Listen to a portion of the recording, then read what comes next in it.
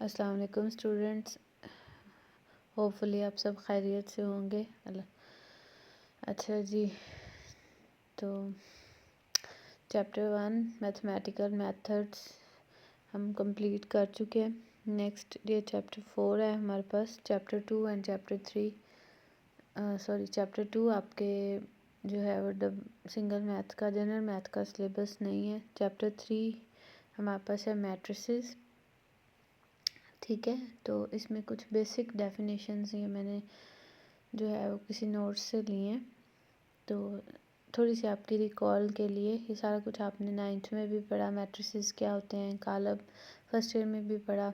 अब ऑनवर्ड हम भी ऐसे में अगेन इसको रिपीट कर रहे हैं। तो ये मैं जस्ट आपकी रिकॉल के लिए थोड़ा सा आपको बता रही हूँ कि let F be a field rectangular array of elements from F, ठीक है। हम एक फील्ड एफ ले रहे हैं और उस फील्ड पे से हमने एलिमेंट्स लिए हैं जिनको हमने कहा है रेक्टेंगुलर अरे। रेक्टेंगुलर इसलिए बोला जाता है क्योंकि इसमें हमारे पास ज़रूरी नहीं है कि ये जो रो और ये जो कॉलम है वो सेम हो, ठीक है।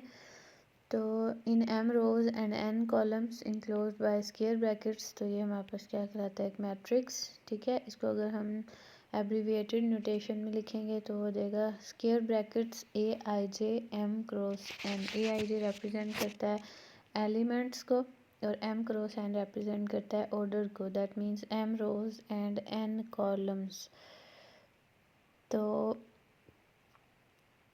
इसके बाद ये हमारे पास है Aij, उसने कहा stands for i th row and jth column element if F is the set of complex numbers. अब पहले हमने क्या लिए, रियल नंबर्स, अब हमारे पास क्या है, कम्प्लेक्स नंबर्स। अगर आपके पास एफ फील्ड जो है उसमें हमारे पास कम्प्लेक्स एंट्रीज हैं तो उसमें ऑब्वियस सी बात है कि जो एलिमेंट्स हैं वो भी कम्प्लेक्स हो जाएंगे। तो देन हमारे पास ए जो है वो जस्ट Aij नहीं रहेगा बल्कि क्या आ जाएगा, Aij plus iota alpha Ij, ठीक है।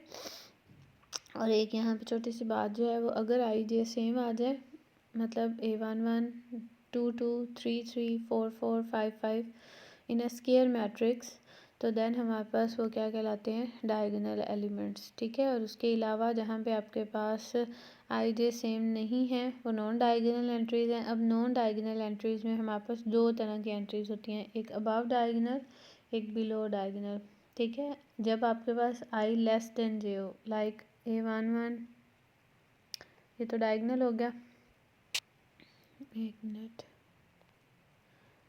अगेन करते हैं। अब देखें, ये हमारे पास हो गई डायगोनल एंट्रीज जहाँ पे आपके सारे Ij सेम आ रहे हैं। वैसे तो ये रेक्टेंगुलर मैट्रिक्स है, डायगोनल हमेशा एक स्क्वायर मैट्रिक्स में होता है, ये स्क्वायर मैट्रिक्स नहीं है, जस्ट आपको समझाने के लिए कह रही हूँ। तो ये मेन आपका डायगोनल आ जाता है। इससे ऊपर ये जो एंट्रीज हैं यहाँ पे सब में I जो है वो J से छोटा होता है, I is less than J, इसको बोलते हैं अबव डायगोनल।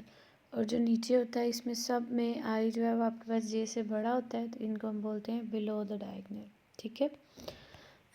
इसके बाद रो एंड कॉलम मैट्रिक्स, तो ये एक ऐसा मैट्रिक्स जिसमें जस्ट वन रो हो उसे हम क्या कहेंगे, रो मैट्रिक्स। और एक ऐसा मैट्रिक्स जिसमें सिर्फ एक कॉलम हो उसे हम क्या कहेंगे, कॉलम मैट्रिक्स, ठीक है। ये आपके पास एक कॉलम मैट्रिक्स है और ये एक रो मैट्रिक्स है। स्क्वायर मैट्रिक्स जिसमें number of elements in rows and columns are same, ठीक है, तो वो हमारे पास स्क्वायर मैट्रिक्स हो जाएगा। ये मेन डायगोनल उसने अगेन रिपीट कर दिया है कि Aij n क्रॉस n आपके पास एक स्क्वायर मैट्रिक्स है।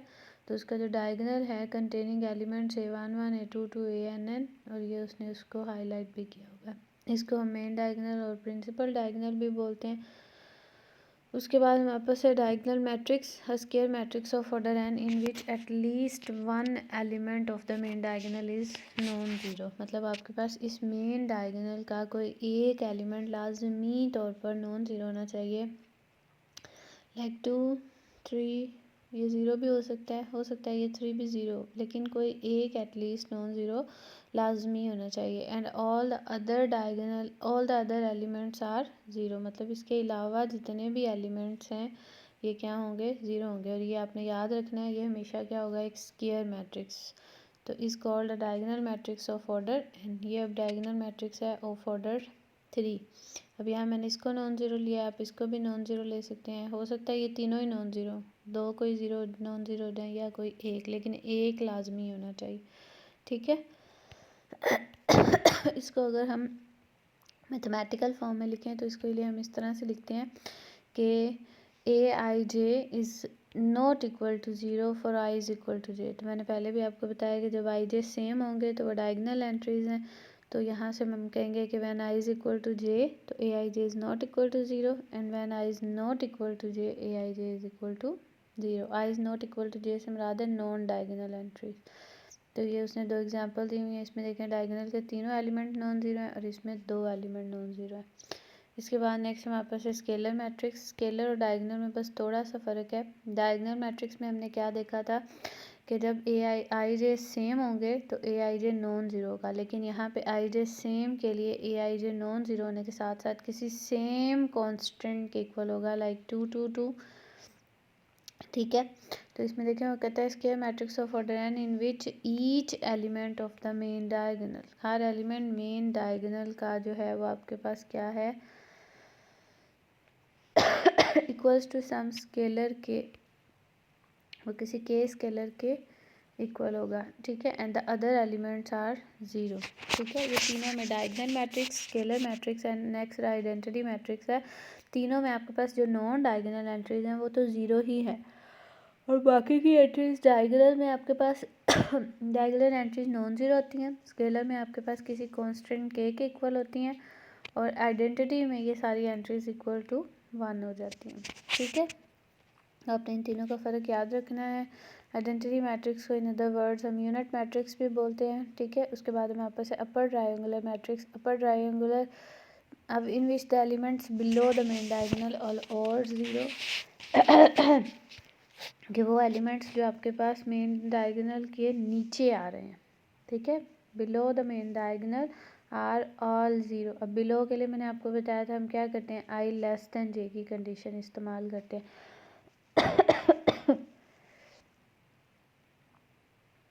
ठीक है। तो इसमें देखें हमारे पास क्या आ गया है,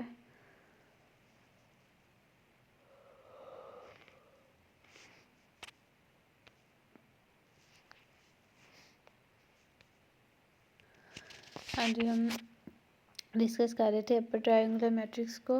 तो इसमें देखें अब हमारे पास जब आप बात करेंगे आई ग्रेटर देन जे, अब ग्रेटर देन जे किसको रिप्रेजेंट करेगा, below the main diagonal entries को, ठीक है। तो below the main diagonal entries सारी ज़ीरो हो जाएंगी, और I less than J represent करेगा अबव द मेन डायगोनल। तो above the main diagonal at least one element आपका above the main diagonal is non zero होना चाहिए, तो ये नॉन ज़ीरो आ गया। लाइक ये देखिए इसमें आपके पास ये मेन डायगोनल 0 2 1, तो इसके ऊपर आपके पास ये दो एलिमेंट्स हैं A1 2 एंड A1 3। तो इसमें देखें आई इज़ लेस देन जे है ना, 1 2 1 3, तो यहाँ पे हमारे पास ये अपर ट्रायंगुलर मैट्रिक्स है। अब लोअर ट्रायंगुलर इसके अपोजिट है, इसमें क्या होगा, अबव द मेन डायगोनल सारी ज़ीरो हो जाएंगी, और below the main diagonal at least one जो है वो आपके पास नॉन ज़ीरो होनी चाहिए। बस ये कंडीशन थोड़ी सी यहाँ पे उलट जाएगी, ठीक है। अच्छा जी, इसके बाद नेक्स्ट हमारे पास है एडिशन ऑफ मैट्रिसेस, कि दो मैट्रिसेस को अगर हम ऐड करना चाहें तो वो हम किस तरह से करेंगे। तो ऐड करने के लिए बेटा हमारे पास सबसे पहले आपको इक्वालिटी की अंडरस्टैंडिंग होनी चाहिए कि दो मैट्रिसेस इक्वल कब होते हैं। तो दो मैट्रिसेस कब इक्वल होते हैं, जब फर्स्ट ऑफ ऑल तो उनका ऑर्डर सेम हो, ठीक है, और सेकेंड वन दोनों की Aij Bij entries for all i j, मतलब कोरेस्पॉन्डिंग एंट्रीज़ जो हैं वो इक्वल होनी चाहिए, A1 1 1 2 के 1 3 1 3 के 1 4 1 4 के, ठीक है, एंड सो ऑन। तो उसके बाद नेक्स्ट वापस है ज़ीरो मैट्रिक्स। नाम से ही जाहिर है ज़ीरो मैट्रिक्स क्या होगा, जिसमें तमाम एंट्रीज ज़ीरो हो जाएंगी, जिसे इन अदर वर्ड्स हम नल मैट्रिक्स भी बोलते हैं।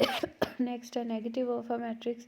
तो नेगेटिव क्या होता है, हम क्या करते हैं, जब ए की तमाम एंट्रीज़ को माइनस से मल्टीप्लाई कर देते हैं। देखिए वो कहता है let Aij be a matrix then the negative of A is denoted by minus A and is defined as minus A is equal to minus Aij, मतलब हर Aij को हमने माइनस से मल्टीप्लाई कर दिया, तो ये आपके पास हर एलिमेंट एवरी एलिमेंट का साइन जो है वो चेंज हो जाएगा। -2 था +2 हो गया, 3 था तो -3, 4 -4 हो गया, 1 -1 हो गया। ठीक है, तो इसको बोलते हैं नेगेटिव। नेक्स्ट स्केलर मल्टीप्लिकेशन है। हम किसी स्केलर को के को ए से मल्टीप्लाई करना चाह रहे हैं, दैट मीन्स हम क्या करेंगे, उसे ए के हर एलिमेंट से मल्टीप्लाई कर देंगे। इसके बाद अपने मैट्रिसेस की एडिशन पढ़नी है कि दो मैट्रिसेस को आप ऐड करना चाहते हैं, तो वो कहता है कि is set to be conformable for addition. Conformable for addition कब होंगे, when the order is same. ठीक है, order of A is equal to order of B. और ऐड कैसे करेंगे, देखिए फर्स्ट ऑफ ऑल दोनों का ऑर्डर m क्रॉस n, और जब हमने इन दोनों को ऐड करना है तो क्या करेंगे, इनकी कोरेस्पॉन्डिंग एंट्रीज को ऐड कर देंगे और ऑर्डर इसका भी क्या देगा, m क्रॉस n। उसके बाद है सब्ट्रैक्शन। सिमिलरली हमारे पास subtraction of a and b आ जाएगी, is denoted by a minus b and is defined as a minus b is equal to a plus into minus b। ठीक है, आगे नेक्स्ट उसमें कुछ छोटी छोटी थ्योरम्स दिए हुए हैं कि into A plus B A equals to A plus B A. अब देखिए यहाँ पे आप दो स्केलर्स की बात कर रहे हैं, दो स्केलर्स कौन से हैं, ए और बी। ठीक है, अब ये ए मैट्रिक्स है और ये ए बी स्केलर्स है। तो ए मैट्रिक्स हमने ले लिया ए आई जे एम क्रॉस एन और इसको मल्टीप्लाई किया इंटू ए प्लस बी से। जब आप इसको मल्टीप्लाई करेंगे तो ये हो जाएगा ए आई जे प्लस बी ए आई जे। साथ साथ आपने प्रॉपर्टीज़ मेंशन कर दी है, स्केलर मल्टीप्लिकेशन, देन ये फील्ड के एलिमेंट्स हैं तो इसलिए हम इस पे जो है वो डिस्ट्रीब्यूटिव प्रॉपर्टी लगा सकते हैं। उसके बाद एडिशन ऑफ मैट्रिसेस की प्रॉपर्टी लगा के जिस तरह से हम दो एलिमेंट्स को देखिए यहाँ पे इकट्ठा कर रहे हैं, उसी तरह से हम इनको रिवर्स ओपन भी कर सकते हैं। तो ये हमने इनको सेपरेट कर दिया। अब अगेन बाय स्केलर मल्टीप्लिकेशन, ए को बाहर कॉमन, बी को बाहर कॉमन, तो ये ए प्लस बी है। मतलब मैट्रिसेस में भी हम डिस्ट्रीब्यूटिव प्रॉपर्टी विद स्केलर्स जो है वो अप्लाई कर सकते हैं। लास्ट वन हमारे पास है मल्टीप्लिकेशन। मल्टीप्लिकेशन आपने पहले भी पढ़ी हुई है, लेकिन क्योंकि पहले हमने जो काम किया था फर्स्ट ईयर या इंटर के लेवल तक वो हम with the help of elements करते थे। अब यहाँ पे आपने इसकी जनरल मल्टीप्लिकेशन पढ़नी है। तो जनरली हमारे पास क्या होता है कि जब भी आपके पास दो मैट्रिसेस हो, हम उसको कहते हैं conformable for multiplication giving the product, कि आपके पास number of columns in number A is equal to number of rows in B. Like यहाँ पे देखें आपके पास क्या है कि फर्स्ट में अगर इसका ऑर्डर m क्रॉस n है तो दूसरे में इसका ऑर्डर n क्रॉस p, इसके नंबर ऑफ कॉलम्स इसकी नंबर ऑफ रोज के इक्वल होंगे तो ये मल्टीप्लाई होगा। और लास्ट जब आप इन दोनों को मल्टीप्लाई कर देंगे तो जो ऑर्डर आएगा वो क्या आ जाएगा, m क्रॉस p, फर्स्ट की number of rows multiply by second के नंबर ऑफ कॉलम्स। और ये मल्टीप्लाई किस तरह होगा, summation lambda 1 to n A I lambda B lambda J. यहाँ पे देखिए उसने ऊपर करके भी दिखाया हुआ है कि जब आप ith रो ऑफ ए को मल्टीप्लाई करेंगे jth कॉलम ऑफ बी के साथ, क्योंकि आपको पता है मल्टीप्लिकेशन इस तरह से होती है ना, अगर एक ये मैट्रिक्स है and second one is this, तो हम रो को मल्टीप्लाई कर रहे होते हैं बाय कॉलम। तो ith row of A with multiplying by jth column of B, तो a1 1 1 2 and so on 1n, या I1 I2 so on IN, और इधर से हम मल्टीप्लाई कर रहे हैं 1j 2j and so on nj। तो जब आपने दोनों को मल्टीप्लाई किया तो क्या हुआ है कि ai1 b1j, ai2 b2j, a and so on ain bnj।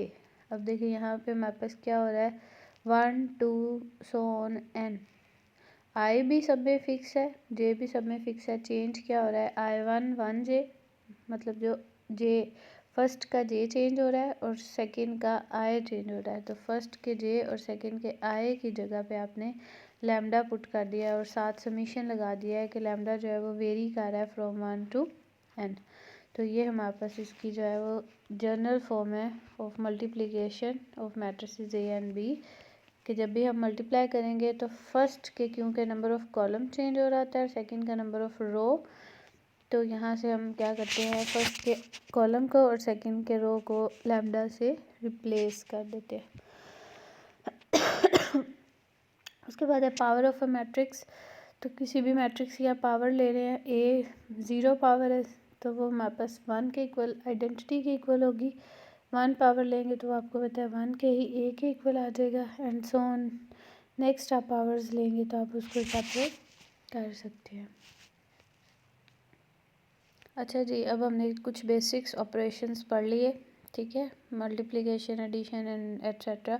अब हम एक्सरसाइज की तरफ आते हैं। एक्सरसाइज 3.1 ये आपकी बुक पे दी हुई है, मैथमेटिकल मेथड्स, ठीक है। बहुत ही छोटे छोटे से सवाल हैं, ये आपने खुद ही प्रैक्टिस करने हैं। पहला क्वेश्चन a माइनस बी, तो सिंपल आप दोनों को सब्ट्रैक्ट कर सकते हैं। मैंने इतना आपको गाइड कर दिया कि a माइनस बी करना कैसे है।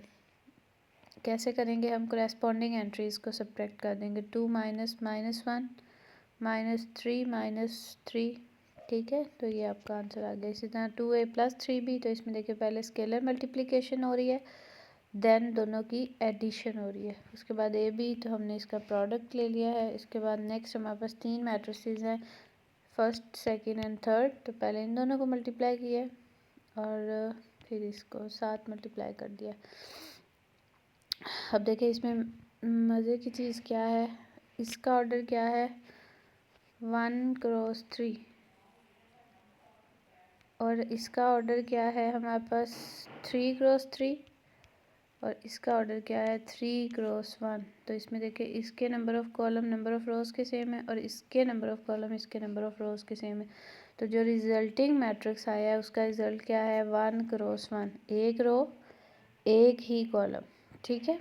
तो ये मैंने अभी आपको बताया था कि जो रिजल्टिंग मैट्रिक्स आता है उसका ऑर्डर जो है वो क्या हो जाता है फर्स्ट के number of rows multiply by second और लास्ट के नंबर ऑफ़ कॉलम्स।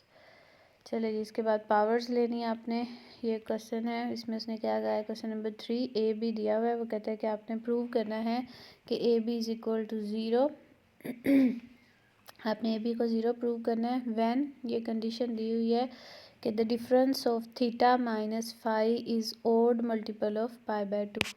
तो हमने क्या किया, सबसे पहले ए बी को मल्टीप्लाई किया। मल्टीप्लाई करने से अब देखिए यहाँ पे सब में cos of theta minus phi जो है वो कॉमन आ गया। इसको कॉमन लेने से हमारे पास थीटा माइनस फाई, अब गिवन कंडीशन को हमने यूज़ किया है कि theta minus phi is equal to k pi by 2। Odd multiple है ना, where k is a odd, तो odd multiple of pi by 2, तो उसको हमने के का नाम दे दिया। अब आप अगर कोस की रोटेशन चेक करें तो कोस जो है वो पाई बाय 2 के हर ओड मल्टीपल पे क्या होता है 0 होता है। 1 पाई by 2, 3 pi by 2, 5 pi by 2, 7 pi by 2 पे कोस जो है वो क्या हो जाता है 0 हो जाता है। तो इस थीटा माइनस फाइव की वैल्यू पुट की के पाई बाय 2, तो ये 0 हो गया। इसको मल्टीप्लाई करने से ये पूरा मैट्रिक्स ही 0 हो गया है। ये इंपॉर्टेंट क्वेश्चन है, इसको अच्छे से तैयार कीजिएगा। अच्छा जी, इसी तरह नेक्स्ट हमारे पास मल्टीप्लिकेशन हैं, ये छोटी छोटी प्रॉपर्टीज़ हैं, ठीक है, ये आपने फाइंड करना है। उसके बाद हमारे पास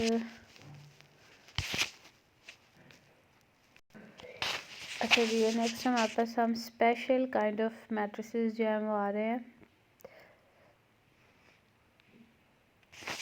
तो ये इंशाल्लाह हम नेक्स्ट लेक्चर में डिस्कस करेंगे। अभी के लिए फ़िलहाल मेरा ख्याल इतना इनफ है। आपने इसी को अच्छे से तैयार करना है और ये सिर्फ बेसिक था, ये कोई ऐसा पार्ट ऑफ जो है वो आप कहेंगे मतलब बहुत ही बहुत ही बेसिक चीज़ है ये कि मैट्रिसेस होते क्या है, एडिशन सब्ट्रैक्शन और एट्सेट्रा एट्सेट्रा। तो इसकी बेसिक के बगैर जो है वो बेटा आप इसको आगे नहीं कर सकते। तो ये आगे अंडरस्टैंडिंग के लिए आपने ज़रूरी जो है वो इसको अच्छे से तैयार करना है, जो हमने आज पीछे करा है। ओके जी, अपना बहुत ख्याल रखें, अल्लाह हाफिज़।